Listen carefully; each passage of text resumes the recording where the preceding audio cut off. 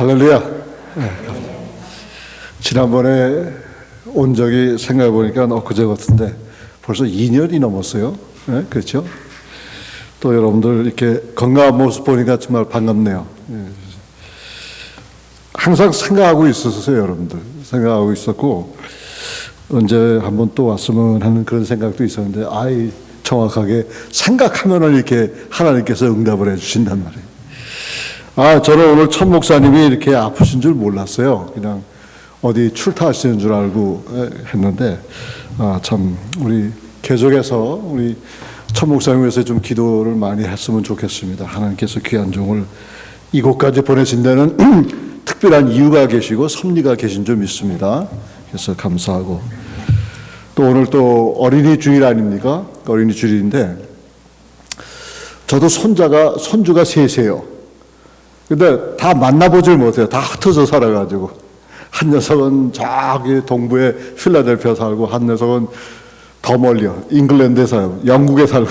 그러니까, 보고 싶은데, 보지 못하는 그런 마음이, 안타까움이 있습니다. 그러나, 주님의 이름으로, 이 교회는 물론이고, 우리 어린아이들에게 하나님의 축복에 충만하시기를 간절히 바랍니다. 네. 오늘의 말씀을 봤을 때 인생 여정 속에서라는 말씀을 했는데, 특히 여기서 인생은 무엇인가, 삶이란 무엇인가, 이렇게 이런 질문하면 좀 철학적인 생각을 이렇게 하는데, 사실은요, 우리 사람은 다 철학적인 사람이에요. 네? 특별히 믿는 사람들도, 인생을 그냥 흐지부지하게 살아가는 사람들은 정말 안타까운 사람이고, 이런 거는 신학자들이나 철학자들이 생각하는 거다, 이렇게 생각하시는 분들 계시면 그 생각을 바꾸세요. 이게 사실상 가만히 보면은 인생에 대해서 우리가 깊숙이 묵상해 보면 그 인생 속에서 저와 여러분들의 정체성을 알 수가 있습니다. 근데 내가 어떤 사람이고 내 정체성이 분명하다 그러면 우리가 무슨 일을 하든지 간에 어려움이 없습니다. 또 어려움이 있다 하더라도 그걸 능히 이겨나갈 수가 있어요. 근데 예수 그리스도를 믿는 사람과 교회를 출석하는 사람하고는 다르지 않습니까? 근데 사실상 보통 때는 잘 모르는데 어떤 위험이나 역경이 닥쳤을 때에 이 사람이 정말 하나님의 백성이냐, 하나님의 아들, 딸이냐, 이거 하고 그냥 교회를 취미 삼아 아니면 친교를 목적으로 오시는 분이냐, 이렇게 갈라지게 됩니다. 그런데 믿는 사람들 가만히 보면요, 어떤 어려운 역경이 있다 하더라도 그 역경을 헤쳐나가는 그 모습을 보면요, 참 장하다 그러면 이게 건방진 소리일지 모르겠지만 정말 장하세요. 왜냐하면 그게 정말 인간적으로 할 수 없는 일이고 잘 견디기 힘든 그런 과정인데, 그 과정 하나하나를 그 말씀 하나 부여잡고서 계속 씨름하는 거예요. 그게 신앙은 씨름이다. 신앙은 씨름이라는 것은 뭐냐면 신앙생활 하면서 계속 씨름하는 거야. 누구랑 하느냐? 다른 사람하고 하는 게 아니라 내 자신하고 씨름하는 거야. 내 자신하고. 내 자신하고 믿음하고 말씀하고 어떻게든지 하나님의 말씀을 내 삶 속에서, 하나님의 말씀을 정말 내 마음속에서 이게 간직하고 이것 가지고 내가 승리를 해야 되겠다, 이런 다짐이 있는 사람들 보게 되면 어떤 어려운 역경이라도 충분히 헤쳐나가는 그런 모습을 봅니다. 이제 오늘 이렇게 볼 때 인생에 있어서 생각하고 싶은 것은, 우리는 특별히 하나님께서 이렇게 선정하셔서 섭리하셔서 부름을 받은 사람이에요. 이것이 뚜렷하게 나타나는 것은 예레미야서 1장만 봐도 그래요. 우리가 어머니 태에서 조성되기 전에 이미 하나님께서는 저와 여러분들을 아셨다, 이렇게 설명을 한 거예요. 아시고 계획하시고, 그 아시고 계획하셨는데, 이런 뜻을 안다고 했을 때는 우리에게 주어진 인생이 그게 얼마 될지는 모르겠지만 이거를 흥청망청 먹고 마시는 일에만 소비하기는 너무나 아까운 거예요. 여러분들 생각해 보세요. 물론 내가 잘 먹고 잘 지내고 좋은 집에서 좋은 자동차 타고 좀 여가를 즐기면서 사는 것은 뭐 누구나 다 원하는 거 아니겠습니까? 그렇죠? 근데 인생이 막 그런 거라고 생각을 한다고 그러면 참 별 의미가 없는 것 같아요. 인생에 우리가 식사를 해도 늘 그런 얘기 하잖아요. 내가 어떤 음식을 먹느냐가 중요한 게 아니라 누구랑 무슨 목적으로 그 자리에서 음식을 나누냐, 그게 더 중요한 거 아니겠습니까? 그래서 우리 크리스찬들의 그 펠로십을, 우리는 식사를 같이 한다, 밥을 먹는다, 여기에서 끝나는 게 아니라 이런 펠로십이라는 게 나와요. 펠로십이라는 그 단어가 나오는데, 이 펠로십이라는 것은 크리스찬들 안에서는 꼭 먹고 마시는 것만 그렇게 끝나는 게 아니에요. 근데 대개 식사를 하면서 나누는 대화 속을 가만히 살펴보면요, 믿는 사람하고 믿지 않는 사람하고 대화의 장이 달라요. 예? 뭐 믿지 않는 사람들은 뭐 얘기 안 해도 여러분 다 아시겠지만은, 우리 믿는 사람들은 식사를 하면서 나누는 대화가 뭐 당신 집에 뭐 소파가 이태리째냐, 뭐 자동차가 뭐냐, 이런 거 따지지 않잖아요. 예? 정말 내가 어려운 과정에서 이런저런 상황 속에서 기도하고 또 옆에서 중보해 주는 사람이 있어서 내가 이거를 이겨나갔다, 이러면서 서로 은혜가 거기서 되어지는 거 아니에요. 그러니까 우리는요, 이제 그 간증을 이렇게 하라고 이제 얘기하는데, 간증은 내가 옛날에 깡패 역할하고 내가 옛날에 못되게 굴고 이러저러 한 일을 했는데 예수 믿고서 이런 생활을 했다, 그것만 간증이 아니에요. 간증이라는 것은 매 순간순간 내가 살아가면서 하나님의 말씀으로, 기도로, 하나님의 은혜 가운데서 살아간 그 모습을 나누는 자체가 진지한 간증이란 말입니다. 그래서 저는 덴버에서 목회할 때도, 지금은 LA 있지만 덴버에서 목회할 때도 누가 간증 오면요, 그걸 저 마다했으면 막았습니다. 왜냐하면 유명한 사람들이 와서 간증을 하잖아요. 그러면 만약에 1시간 정도 간증 안 하면 한 59분 정도는 자기 자랑만 하고 그래. 지난날에 자기가 어떻게 했던 것만 쫙 얘기하는 거예요. 마지막 1분 동안은 뭐라고 그러냐면, 그래서 내가 예수 믿고 새 사람 됐습니다, 이렇게 얘기해 버리는 거예요. 물론 다 그 사람들 얘기하는데 그 의미가 있죠. 그렇지만 의미가 있지만 우리의 간증이란 그 자체를 이 인생에 엮어가지고 내 인생이 주 안에서 어떤 모습으로 살아가느냐, 이게 더 중요한 거예요. 그래서 저는 그때 목회할 때에 한국에서 유명한 사람, 무슨 LA나 뉴욕에서 유명한 분들 그런 모습에서 부흥회 한 적이 거의 없습니다. 저는 어떻게 부흥회를 했냐면, 저와 우리 교회하고 사이즈가 비슷하고 이민 역사가 비슷하고 또 목사님의 경험이 비슷한 분, 이런 분들을 초청해서 부흥회를 하고 그랬습니다. 근데 사람은 많이 안 모여. 이름이 없으니까. 그런데 제가 하는 의도는 뭐냐면, 우리 교회하고 거의 맞는 그 분들이, 목회하시는 분들, 우리가 가지고 있는 문제 같이 가지고 있습니다. 우리가 누리는 그 기쁨 같이 누리고 있습니다. 이 이민교회라는 그 세팅에서 봤을 때는 어제 동질감을 우리가 찾을 수가 있는 거예요. 그렇기 때문에 저는 목회의 방향을 그렇게 했습니다. 그 이유는 뭐냐면, 현재가 중요한 거예요. 지난 과거에 우리가 무슨 일을 했다는 얘기는 어느 정도까지만 이야기하면 되지요. 그죠? 그러나 현재 어떻게 살고 있느냐 얘기예요. 현재 내가 실질적으로 주 안에서 말씀을 묵상하고 예배 참석하고 기도하고 중보하고 정말 나보다 더 힘든 사람을 도와주고 이런 삶을 내 몸소, 주님께서 우리에게 가르쳐준 대로 몸소 이런 것을 행하고 살아가느냐, 이런 것을 생각했을 때는 우리 각자가 하나님 말씀에 비추어서 자신을 돌아봐야 할 그럴 내용이 있습니다. 근데 오늘 이 바울의 이제 거의 사도행전 마지막 장 아니에요. 27장, 28장에 끝나는데, 사도 바울이 1차, 2차, 3차 전도 여행을 이렇게 다니고, 우리는 그 이름을 별명 줘서 1차 전도 여행, 2차 전도 여행, 3차 전도 여행 했어요. 근데 많은 분들이 이 4차 여행을 4차 전도 여행이라고 말을 붙이질 않습니다.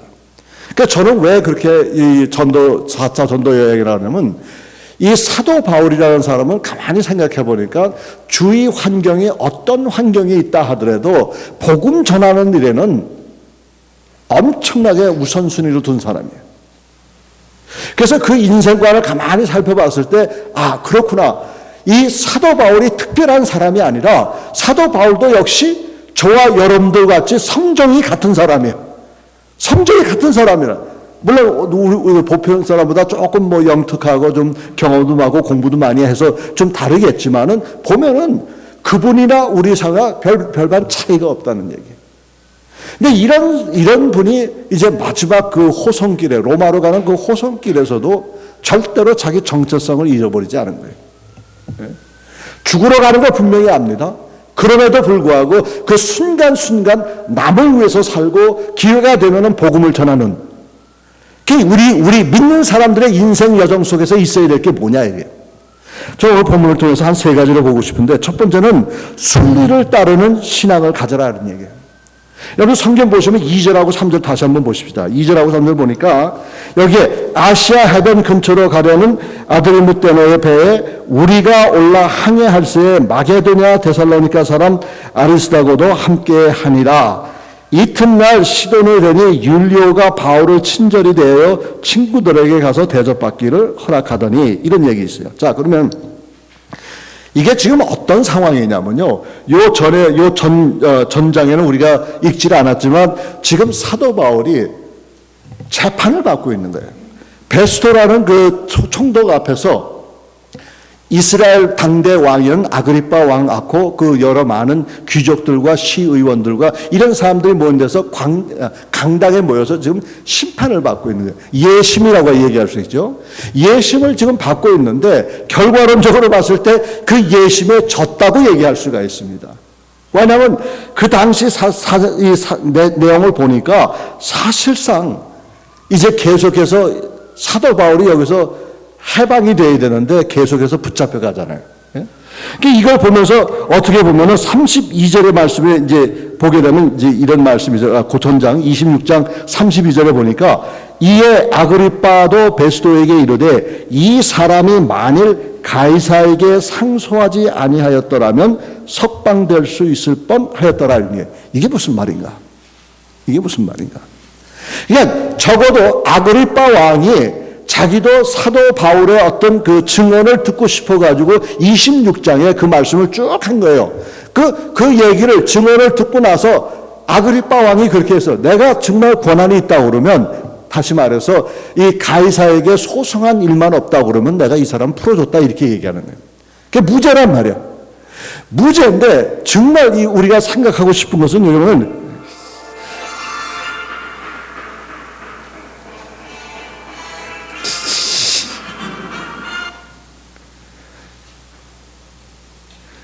이게 죄송합니다. 끝나고 끊는데 이게 참았어요. 이거 나중에 편집하세요. 이거 하면 정말 제가 그 덴버에서 목회할 때 그때는 페이저가 있었지 않습니까? 그 페이저를 달고 있었는데 하도 교인들이 페이저가 여기서 삑 저기서 삑 해가지고 만 번은 주일날 그 얘기를 했다고. 여러분 절대로 이거 페이지 끄고 들어오라고 말해요. 막 끄고 그 얘기 딱 하고 돌아섰는데 여기서 벨이 울리는 거야. 아이고 참 답답하네. 그런데 여기서 봤을 때 이 32절에 만약 가이사에게 상소하지 않았다면, 그러니까 이 바울이 자신의 그 어떤 신변 안전을 위해서 이게 자꾸만 이 법적 예심에서 자꾸만 이게 부결되고 힘들고 이제 지고, 그 다음에 유대인들의 협작군들이 사도 바울을 죽이려고 모의하고 이런 상황 속에서 가니까 자기의 정당성을 위해서 가이사에게 소송을 한 거란 말입니다. 근데 이 로마 법정에 뭐가 있냐면, 로마에서는 누구든지 로마 시민이면 언제든지 황제에게 자기의 소송을, 억울함을 고할 수 있는 그런 특권이 있습니다. 로마 시민들에게는. 그래서 그걸 통해서 사도 바울이 이제 가이사에게 소송을 한 겁니다. 이걸 좀 자기의 상황을 좀 보살펴 달라고. 그래서 지금 로마로 가는 상황인데 그 상황 가운데서 봤을 때 실질적으로 여기 보니까 이제 이 소송에서 진 후에 어찌할 바 모르고 있었을 때에 하나님께서 그냥 순리대로 이끌어가는 것을 볼 수가 있습니다. 자, 이걸 보면서 여기서 보면서 이제 그 27장 24절에 보니까 하나님의 섭리가 여기 있어요. 뭐라고 그러냐면, 바울아 두려워하지 말라. 내가 가이사 앞에 서야 하겠고 또 하나님께서 너와 함께 항해하는 자를 다 내게 주셨다 하였으니 이랬어요. 자, 여기 뭐였으면 이미 하나님께서는 예정하시고 예비하신 그런 스케줄이 되어 있단 말이에요. 그러니까 저는 어떻게 생각을 하냐면 우리가 예수를 믿고 믿음 생활했을 때에 우리의 어려움 때문에 우리가 실망 좌절하지 말아야 될 이유 중에 하나가 뭐냐면 우리는 모두가 다 하나님의 섭리와 계획 속에서 있는다는 그런 얘기예요. 그러니까 우리가 기법하지 않는 이상, 우리가 포기하지 않는 이상 하나님께서는 분명히 끝까지 우리를 지켜주신다는 얘기입니다. 저는 이거 지난 1년 반 넘게 또 이 팬데믹 때문에 우리 모두가 격리 생활하는 가운데 이루 말할 수 없는 그런 힘듦이 우리 삶 속에 있었어요. 근데 많은 사람이 이런 삶 속을 이기지 못하고 조울증이나 아니면 그런 것에 걸려가지고 힘들어하는 분들이 많아 있어요. 근데 그럴 때일수록 더 강력하게 얘기하고 싶은 얘기는 우리의 정체성이 뭐냐 이게. 우리는 사나 죽으나 다 주를 위해서 살아가는 거예요. 그렇죠? 막상 주님께서 우리를 지금 당장 데려가신다 하더라도 이게 불행한 것이 아니에요. 하나님께서 우리가 이 땅에 이렇게 살게 하신 이유 중에 하나는 분명히 저와 여러분 삶 속에 뭔가 이 세상 속에서 해야 할 일이 있기 때문에 얘기하는 거예요. 만약의 경우에 우리가 바라는 것이 구원받는 것만 만약에 우리가 바라는 것이라고 한다면 구원받은 직후에 여러분들 어떻게 됩니까? 바로 천국으로 가야 되는 거예요. 근데 구원받고 나서도 아직 우리가 생명을 유지하고 살잖아요. 그럼 이 생명을 유지하고 사는 이유 중에 하나는 뭐냐면 분명히 하나님께서는 나라는 존재를 통해서 이 세상에서 어느 부분인지 이것이 뭐 5달란트 받은 사람인지 2달란트 받은 사람인지 1달란트 받은 사람인지 그 영역이 있단 말이에요. 그 영역을 감당하기 위해서 하나님께서 나라는 존재를 이 시간에 이곳에서 있게 했다는 그 아주 절대절명의 주님의 그 명령을, 주님의 말씀을 내 가슴에 두어야 되는 것이에요. 그러니까 이런 곳에서 사실상 이 엘센트로라는 이 외진 곳에서 여러분들이 계셨을 때에 왜 난 이 모양 이 꼴이냐, 난 왜 여기 있느냐 이런 생각 절대로 하지 마세요. 왜냐하면 분명히 하나님께서 뭔가 여러분들 인생에 한 가지라도 여러 가지라도 뚜렷한 목적이 있기 때문에 이곳까지 보내신 거란 말이에요. 예? 아멘. 이럴 땐 아멘 하고 나와야 되는데 예? 너무 제가 심각하게 얘기하니까 여러분들 그냥 얼어서 그러신 것 같은데 그렇지 않아요? 여러분들? 그리고 이 중호사가 여기 한두 번 왔습니까? 여러 번 왔는데 지난번에 올 때는 그냥 티켓까지 800불짜리 티켓까지 뜯었잖아요. 스피드 내는 바람에. 그러니까 오늘 천 목사님이 저한테 카톡을 했는데 7시 반까지 오세요 그랬어요. 근데 야 이거 7시 반까지 뭐하나? 예배가 9시인데. 그래서 새벽 3시 반에 출발했어요. 그리고 딱 거기다 저 정해놓고서 크루즈에 정해놓고 70마일로 딱 정해놓고서 왔습니다. 무사히 왔잖아요. 얼마나 좋습니까? 근데 제가 여기 올 이유가 없어요. 네? 좀 멀지 않습니까? 그런데 마음속에 이런 감동이 있는 거예요. 오늘 이 시간에 하나님께서 어떤 목적으로 내가 너를 그곳에 보내니까 너는 순종해라. 그런 음성을 천 목사님이 처음에 요구했을 때 그 얘기를 듣고서 간다고 그랬습니다, 사실. 근데 여기 와서 천 목사님이 아프신 걸 내가 알았어. 좀 미리 좀 얘기 좀 하시지. 네? 어쨌든 간에, 그건 뭐 사이드 트랙이지만 실질적으로 우리는 하나님의 섭리 속에 가기 때문에 순리대로 진행하며 살아날 그런 얘기예요. 이 순리대로 살기 위해서는 두 번째 그 에리투가 있는데 그게 4절부터 8절까지 말씀이 있는데 우리가 순리대로 신앙을 가져야 되지만은 또 의지하는 신앙을 가져야 돼요. 예? 여기 4절 말씀 한번 보십시다. 4절에 뭐라고 했냐면 또 거기서 우리가 가다가 맞바람을 피하여 구브로 해안을 의지하고 항해하여 길리기아와 밤빌리아와 바다를 건너 루기아 무라시에 이르러 거기 백부장 이달리아로 가려는 알렉산드리아 배를 만나 우리를 오르게 하니 이렇게 쭉 나왔습니다. 자, 그럼 제가 좀 포커스하고 싶은 것은 뭐냐면 4절 마지막에 구브로 해안을 의지하여 항해하여라는 말이 나와요. 의지하여 항해하라는. 이게 어떻게 되냐면 이제 항해를 하는데 항해가 뒤에서 바람이 붙여야 이게 항해가 쉬운데 이게 맞바람을 쳤다고 그랬어요. 바로 앞면에서 온다는 얘기입니다. 저도 이제 요즘은 이제 뭐랄까 저 날씨도 그렇고 이제 팬데믹 때문에 이제 제가 사이클을 못 했는데 제가 그전에 사이클을 자전거를 많이 타고 다녔거든요. 근데 언제 힘드냐면 아무리 평지라도 맞바람이 칠 때는 이게 2배 이상의 다리에 힘 가고 숨도 그렇게 차고 그래요. 이게 맞바람이라는 게 얼마나 우리에게 안 좋은 건지 알 수 있어요. 근데 여기서 보니까 이 맞바람을 피하여서 여기 해안 근처에 거기를 의지하여서 간다는 얘기예요. 그러면 이것을 통해서 저와 여러분들이 이야기할 수 있는 것은 바로 로마로 가는 길을 봤을 때 맞바람이 쳤는데 여러분들 생각을 해보십시오. 이제 서울 여러분들 가실 때 비행기 노선을 보면요. 우리 생각에는 그냥 로스앤젤레스에서 바로 직격해가지고 서울로 가는 그런 것도 있겠지만은 대개 보니까 이 비행기나 배가 어디로 가냐면 이 해안을 따라갑니다. 예? 이 미국의 서해안을 따라서 캐나다 서해안, 알래스카를 거쳐가지고 이렇게 쭉 해가지고 일본을 거쳐가지고 이렇게 들어가요. 그렇게 하다 보니까 실제로 죄송합니다. 이게 껐는데 이거 왜 또 그러지? 진동을 하는데. 제가 끌게요. 죄송합니다. 사람 안 찾다가 오늘 이렇게. 참. 정말 요거는 좀 편집하세요. 이거 죄송합니다. 이거 원래, 어디까지 했지, 내가? 이게 다 방해예요, 이게 방해. 오는데 안개가 엄청나게 끼었습니다. 여기 산 넘어가는데. 근데 산 넘자마자 또 바람이 또 광풍이 부는 거예요. 참 여기 이렇게 힘들어요. 이게 오기가. 그래서 다음에 이제 오는 걸 좀 고려해 봐야 될 것 같아요.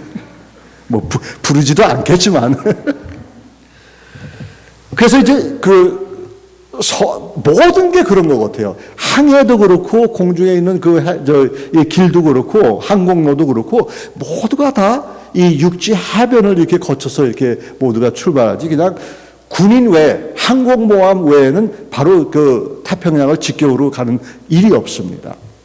이걸 보면서 이 사람의 이 현대 과학이 그렇게 해도 실질적으로 뭐가 문제냐면 이게 사람이 한계가 있는 거예요. 그러니까 항상 해변가로 같이 가는 거예요. 그러면 여기서 얻을 수 있는 것은 뭐냐면 우리가 안전한 믿음의 신앙의 여정을 가려면 우리는 말씀을 가까이 해야 되는 거예요. 말씀을. 말씀이 우리에게 지표가 되고 말씀이 저와 여러분들 삶 속에서 이게 가이드라인이 되기 때문에 요즘에는 내비게이터가 있어서 어디든 마음대로 가지만 그 옛날에 우리가 여행할 때 뭐를 가졌습니까? 지도를 가졌잖아요. 그 지도가 바로 인생 여정에서 신앙생활에서 가장 중요한 것이 바로 이 성경 말씀이라는 말이에요. 이 성경 말씀 한마디 한마디가 우리 인생에서 꼭 필요한 말씀들이 있어요. 그러니까 우리가 성경 공부를 하고 예배를 통해서 말씀을 듣고 이러저런 통해서 우리가 이 믿음 생활하는데 그 기준이 여러분들 생각하세요. 이게 사람의 말이 아니라 살아계신 하나님의 말씀이에요. 나중에 보겠지만 여기 율리오라는 사람이 이게 사도 바울에게 호응을 베풀었지만 나중에는 또 반대편에 섰어요. 그 똑같은 사람이에요. 똑같은 사람이 처음에는 사도 바울을 잘해주다가 나중에는 사도 바울의 말을 믿지는 않는 거예요. 그러니까 사람은 믿을 만한 존재냐 아니냐 아니다는 얘기죠. 그렇다고 여러분들 서로 간에 의심하지 말아요. 의심하는 건 아니고 우리가 인생을 지나갈 때 실질적으로 한 사람의 말을 믿느냐 아니면 하나님의 말을 믿느냐 그거죠. 그러니까 이걸 봤을 때 가장 중요한 것은 저는 이런 얘기를 합니다. 팔복심령 만들기라는 얘기예요. 이게 무슨 소리냐 도대체. 팔복심령 만들기 마태복음 5장에 나오는 그 팔복의 그 심령들을 우리가 소유하기 위해서는 어떤 체계적인 그런 단계가 있다는 얘기예요. 그래서 내가 오늘부터 내가 말씀을 은혜 받았으니까 좀 겸손해지고 온유해지고 좀 남을 섬기는 그런 애티튜드를 가져야 되겠다. 이렇게 생각할 수가 있어요. 그죠? 그럼 그게 어느 정도까지는 갈 수 있을지 모르겠지만 정말 내가 지속적으로 하나님의 사람으로 하나님의 아들과 딸들로서 이 생에 살아가는데 정말 내가 팔복의 심령의 그런 마음을 가질 수 있냐? 그거는 네 가지 대가인데 말씀 먹고 말씀 먹고 회개하고 순종하고 엎드리는 것. 한번 따라합시다. 말씀 먹고 회개하고 순종하고 엎드리고. 여러분들 엎드리는 게 뭔지 아시죠? 기도하는 거예요. 기도. 그러니까 이런 생활을, 이런 에리트들을 내가 가진다고 그러면은 정말 오늘 하루 아침에 모든 게 확 변하지는 않겠지만은 이런 것을 훈련해 가면 little by little 조금씩 이렇게 사람이 성장해 가는 거예요. 사람이 성장하는 걸 갖다가 내 자신을 아는 것보다는 옆에 있는 사람이 나를 아는 게 더 확연하게 드러나는 겁니다. 그래서 여러분들 누구한테 추천서 써달라고 그래요. 특별히 목사님이나 교회 지도자들한테 이제 누구든지 간에 추천서를 써달라고 그래요. 근데 왜 추천서를 자기가 쓰지 않고 왜 써달라고 합니까? 그 얘기는 다른 거 아니에요. 자기가 자기 자신을 그거를 나타내는 것은 그건 PR 한다고 해요. 선전하고 광고한다는 얘기 아니에요. 근데 바로 주위에 있는 사람이 나를 추천하고 안 하고는 그 사람하고 관계 속에서 이렇게 돼버리는 거예요.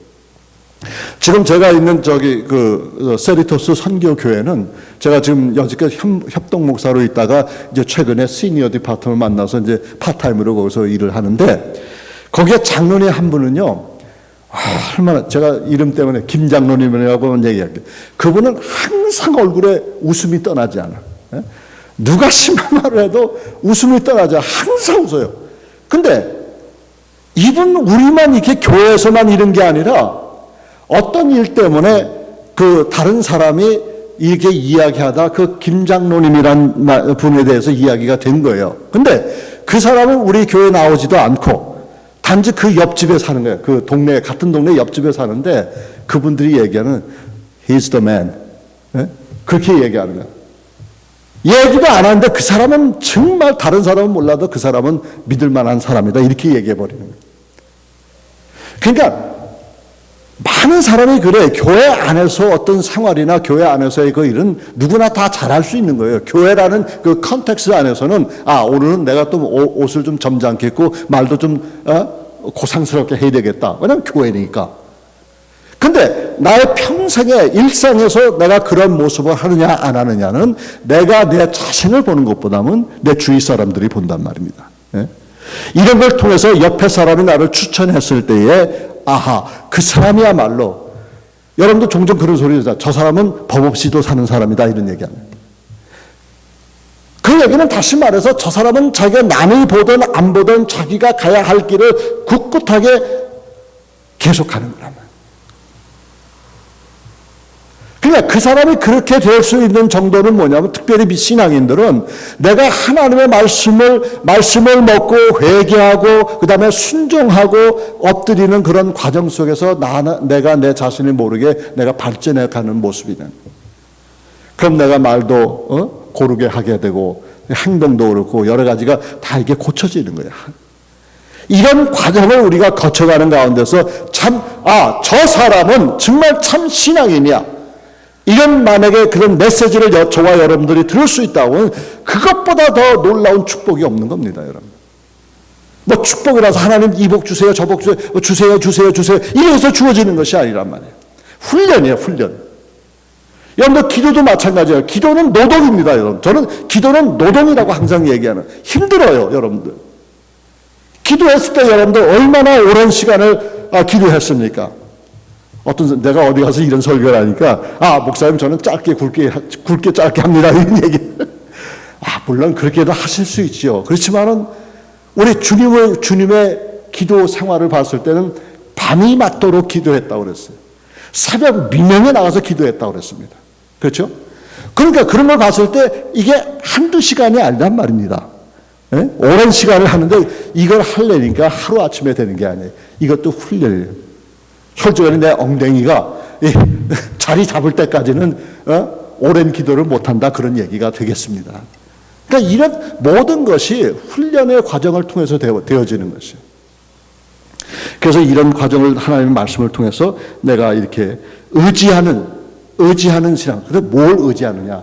하나님의 말씀을 의지해서 내가 순간순간을 내 자신을 돌아봤을 때 여기서 엄청난 영의 열매가 맺히는 것입니다. 아멘. 네, 아멘이죠?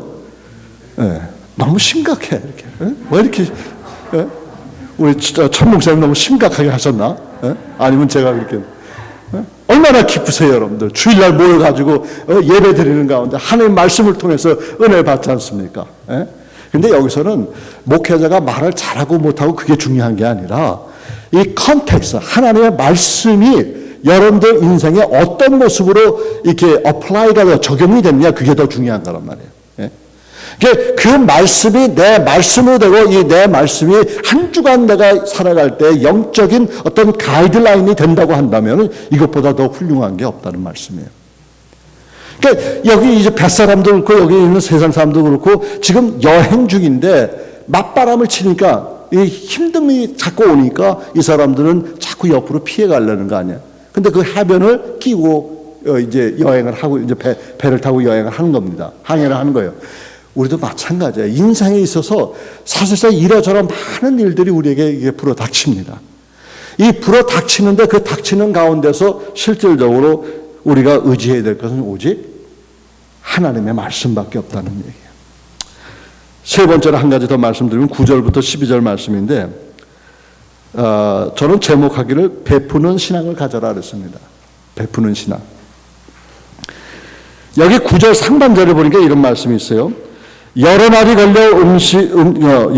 걸려 금식하는 절기가 이미 지났으므로 항해하기가 위태한지라 이랬어요. 근데 여기서 여러 날이 걸려 금식하는 절기가 지나면 이 얘기는 그 때를 얘기하는 겁니다. 우리가 금식해야 되는데 금식하지 못해서 그게 아니라 금식한 그 이제 유대 절기에 보면 금식하는 절기가 있는데 그 때가 지났다 그런 얘기예요. 그러니까 그때 상황에서는 뭘 얘기하냐면 바다에서 항해하는 것은 힘들겠다 그런 얘기가 이제 여기서 되겠습니다. 근데 여기 보니까 그 다음에 우리가 이제 앞으로 볼 것이 나오는 얘기지만은 13절부터 나오는데 거기에 광풍인데 광풍이 유라굴로라는 아주 엄청난 광풍이 불기 시작해요. 근데 그거가 있기 전에 이 광풍들이 이렇게 일어나고 있는 것이에요. 이게 인디케이션입니다. 이게 보이면 그러면 우리 인생에도 똑같은 얘기예요. 이제 큰 일이 벌어지기 전에 사소한 일이 여기서 저기서 조금 이렇게 한다면 이렇게 일어난다면 그러면 이 일어나는 그 일들을 내 자신이 한 가지씩 해결해 난다고 그러면 제 아무리 큰 광풍이 닥쳐도 얼마든지 걷더니 이겨내갈 수가 있는 거예요.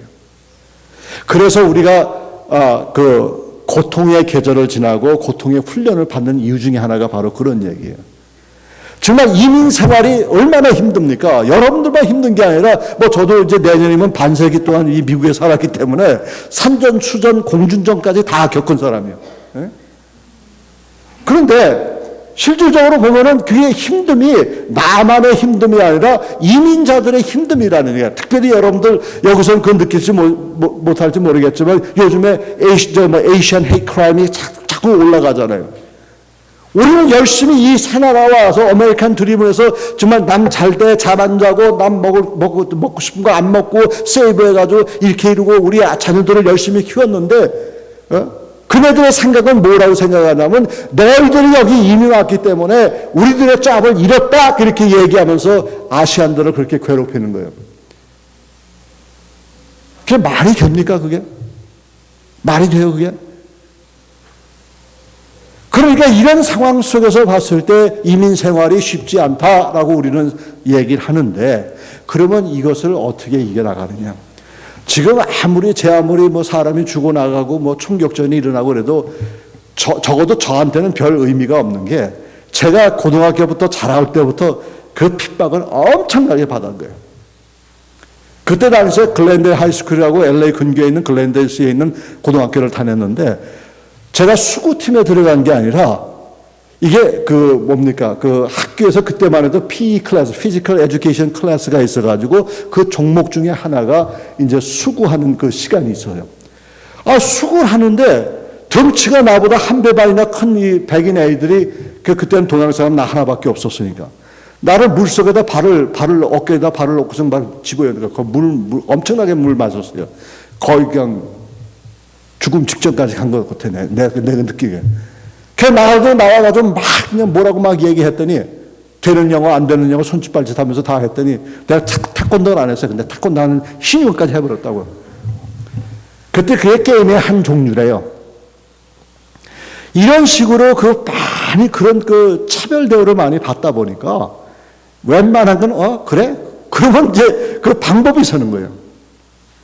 여러분 아실지 모르겠지만 제가 고등학교 때 이제 그 오케스트라에 들어갔어요. 제가 바이올린을 했기 때문에 오케스트라에 들어갔는데 이제 지휘자가 하나를 보니까 이제 그래도 좀 잘하는 것 같아요. 그래서 저를 갖다가 이 콘서트 마스터즈 주자, 여러분들 이제 오케스트라 보게 쭉 보면요, 제일 바이올린 가진 사람 제일 맨 앞에, 지휘자 바로 앞에 앉은 사람이 이제 주자거든요. 콘서트 마스터라고 이렇게 얘기합니다. 근데 왜 콘서트 마스터냐면 지휘자가 어떤 경우에 만약에 없을 때는 그 다음에 지휘자가 이 콘서트 마스터가 지휘자가 되는 거예요. 근데 고등학교 오케스트라인데 이 지휘자가 저를 갖다 거기다 딱 세워놨다. 거기 앉혀놨어요. 근데 그 기간이 얼마냐? 딱 한 주야, 한 주. 한 주 동안만 거기 앉았어. Why? 왜 그러냐? 이 미국 부모님들, 백인 부모님들이 그냥 난리가 난 거야. 왜 저 동양애를 갖다 거기다 앉혔냐고. 그러니까 그런 수모도 많이 받았어요. 그런데 왜 제가 이 말씀을 드리냐면 지금 사도 바울은 죄인 중에 한 사람으로 끌려가는 그런 상황에 있어요. 근데 이 사람은 지금 뭐냐면 이 광풍이 있기 전에 이것이 올 테니까 제발 지금 너희들이 원하는 베닉스로 가지 말고 이 겨울이기 때문에 광풍이 더 많이 있기 때문에 너의 안전을 위해서 다른 방도를 하라. 그랬을 때 여러분들 보시면은 11절을 보면 뭐라고 나왔냐면 백부장이 선장과 선주의 말을 바울의 말보다 더 믿더라 이런 얘기를 하고 있습니다. 이 사람이 얼마나 배신감이 얼마나 많습니까? 배신해버렸잖아요, 이게. 맨 처음에는 사도 바울을 갖다가 그냥 그렇게 극진히 대화하고 친구들한테도 만나게 하고 밥도 먹게 하고 이렇게 했는데 그 어려운 일이 있어 보니까 싹 마음이 돌아선 거 아니에요. 저는 여기서 뭘 추구하고 싶냐면 이 사도 바울이 그러지 않아도 되는데 이 선장하고 백부장하고 선주하고 그다음에 선원하고 거기에 탄 모든 사람 적어도 276명이라고 이제 나중에 나오지만은 그 많은 숫자를 살리기 위해서 자기가 몸소 애썼다는 얘기입니다. 그러니까 저도 그런 생각을 해요, 여러분들. 우리가 이 땅에서 미국 땅에서 이제 믿음 생활 하잖아요. 그러면 정말 믿고 얄미운 사람들이 한두 명이 아닐 거라고. 여러분 그런 분 없으세요? 여러분들 참 좋으시네. 저는 수도 없이 많아요, 그런 사람들이. 그럼 이거 목사가 그런 생각하면 되느냐? 그런 생각 안 하는데 실질적으로 보면은 꼭 배신하고 돌아가는 사람들이 많아요. 그러면 믿는 덕에 발등지킨다는 얘기 있잖아요. 그럼 내가 정말 신뢰하고 따르고 얘기했던 사람이 항상 배신하고 딴 데로 가버리는 거야. 갈 때 가기까지는 좋은데 뒤에 지저분한 일들을 다 만들어 놓고 가버리는 거예요. 그럼에도 불구하고 우리 주님이 원수를 용서하시고 우리 신앙의 선배인 사도 바울도 용서했으니까 그러면 나도 용서해야 된다? 안 된다? 어떻게 생각해요? 용서해야 된다? 안 된다? 안 해도 된다? 그렇죠. 해야죠. 그러니까 우리는요, 지금 이렇게 인생에 있을 때 당장 눈앞에 모든 것이 이렇게 해결되는 게 아닙니다, 사실. 힘든 게 많아요.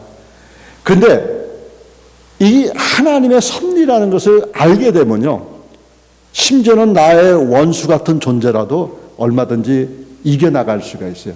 뭐 육탄전 하는 것이 아니라 실제로 얼마든지 그 과정을, 환경을 이겨나갈 수 있는 힘이 되는 거예요. 제가 말씀 한 가지 예만 드리고 말씀을 마칠게요.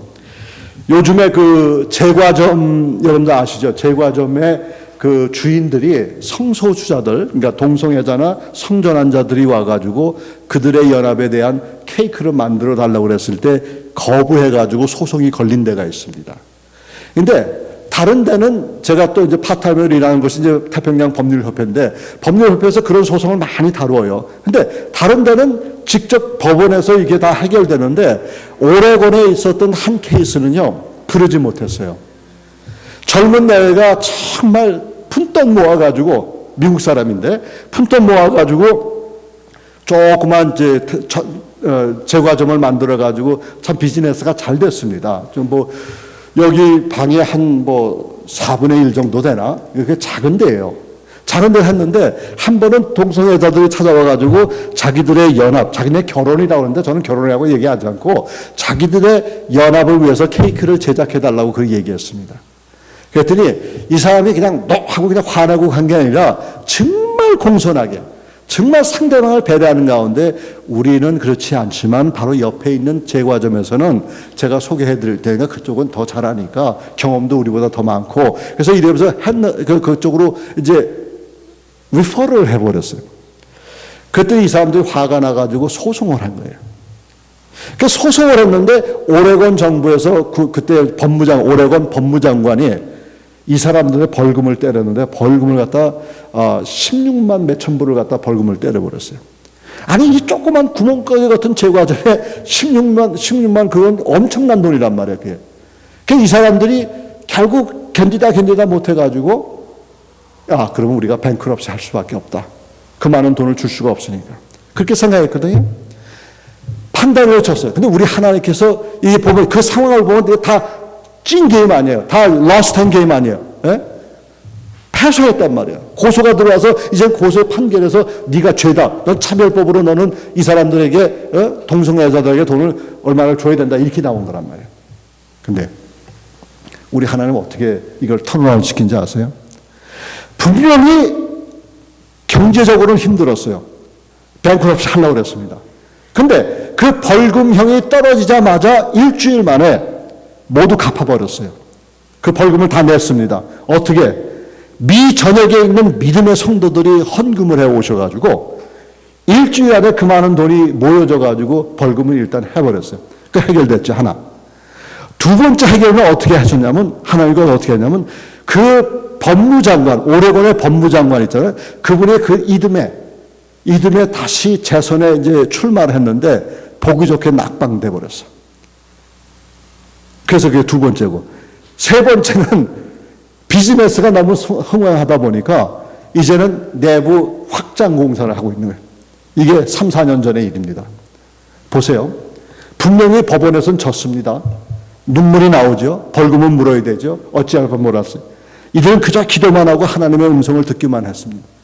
그런데 하나님께서 어떻게 응답하셨습니까? 이거는요, 이 세상 사람, 예수를 믿지 않는 사람들은 죽었다 깨어나도 이것을 이해하지 못합니다. 우리만 이해하는 것이에요. 이런 내용들이 수도 없이 많습니다, 여러분들. 이런 내용 가운데서 우리가 들음으로써 이게 간접적인 간증 아니겠습니까? 이런 간접적인 간증을 통해서 저와 여러분들의 믿음이 견고하게 세워지는 것이 이게 바로 인생관이라는 거예요, 저와 여러분. 이제 주님께서 재림하실 날이 얼마 멀지 않았는데 실제로 어떤 쪽에서 나는 그걸 기도하다가 그런 생각을 해요. 저 이 소리 했다고 이단이라고 하지 마세요. 어떤 때 보면 혹시라도 나 살아 생전에 주님이 오시지 않을까. 그런 생각을 가지고 근데 그 생각하면은 마음이 오싹하거든요. 이거 어떡하지? 그런데 그렇게 하시든 안 하든 그건 하나님의 주권 속에 있기 때문에 내 상관할 바가 아니요.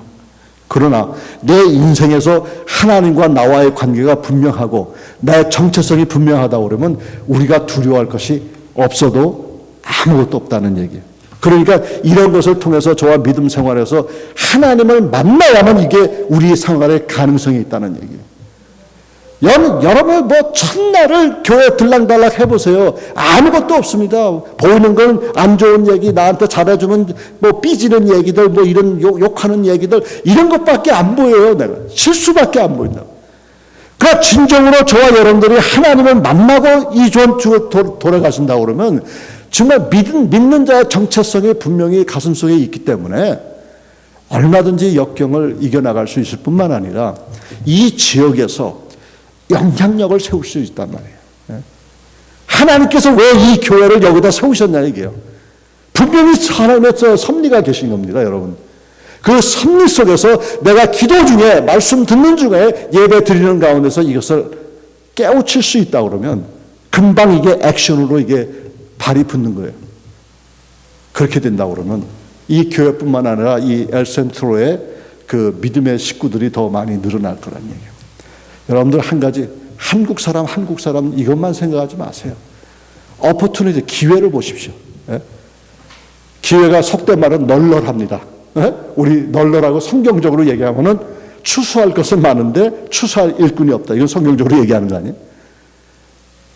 사랑하는 성도 여러분, 매 주일 예배 나와도 여러분들 기도하는 마음 가운데서 내가 오늘 이 예배 속에서 하나님을 꼭 만나고 가야 되겠다 이런 다짐을 하시고 신앙생활을 하시게 되면은 하나님께서 30배, 60배, 100배의 결실을 주실 줄 믿습니다. 아멘. 예, 한번 기도하십시다.